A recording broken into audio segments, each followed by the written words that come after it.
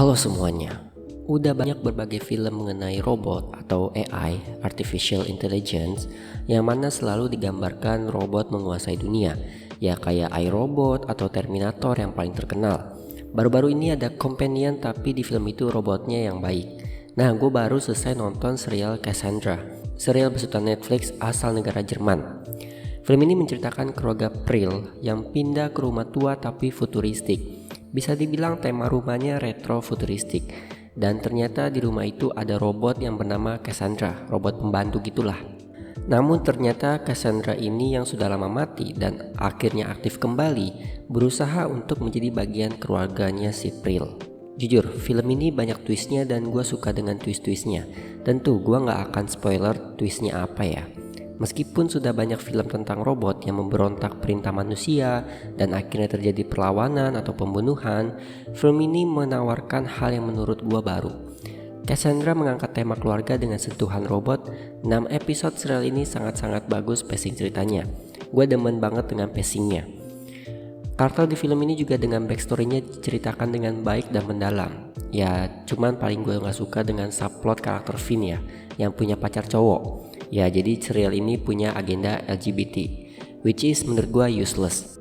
Gak ngaruh sama inti ceritanya, jadi memang berasa banget ini hanya untuk agenda. Satu-satunya adegan yang gue skip itu cuman adegan Finn dan pacarnya. Tanpa ada adegan itu ceritanya juga masih jalan.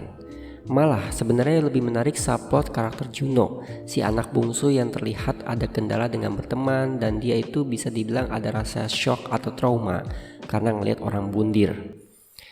Soalnya rasa kesepian si karakter Juno ini lebih ada kaitannya sama inti ceritanya dengan si Cassandra daripada si Finn. Contohnya nih, karena Juno ini kesepian, gak punya teman, apalagi ada adegan dia mau nembak temennya pakai pistol, which is itu adegannya gila banget sih. Nah, gara-gara itu dia dijauhin sama teman-temannya. Hanya Cassandra aja yang mau nemenin dia. Padahal Cassandra ini kan jahat, tapi si Juno malah mau sama dia. Ini kan yang ngebikin ada kesempatan Cassandra untuk memecah belah keluarga Pril. Cassandra pun ini manipulatif banget. Cara dia memecah belah keluarganya itu bagus. Jadi Samira, ibunya Juno dan Finn, ini yang Cassandra coba dia singkirkan, biar dia bisa sama suami dan anak-anaknya Samira. Segala cara dipakai Cassandra untuk memfitnah si Samira. Kalian tonton aja sendiri, pokoknya caranya benar-benar manipulatif banget. Jadi film ini bukan robot yang berusaha memecah belah dengan cara fisik gitu, tapi lewat psikologis korbannya.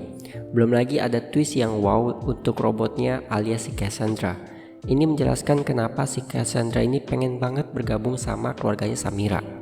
Malah motif dan alasannya itu bikin gue simpati sama Cassandra.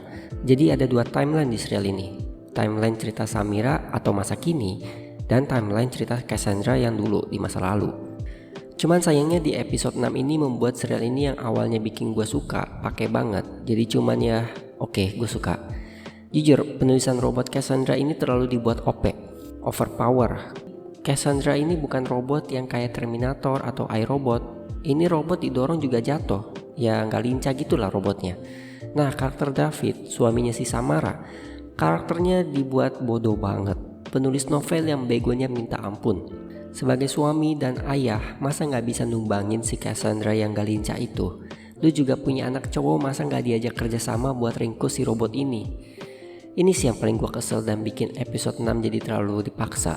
Belum lagi si David ini mau aja disuruh Cassandra buat bunuh istrinya, dan tanpa ragu loh. Kagak ada tuh adegan dia pas mau mukul istrinya pakai keraguan, dia mukulnya tanpa ragu anjir. Bener-bener dibuat lemah banget, padahal robotnya juga didorong gampang.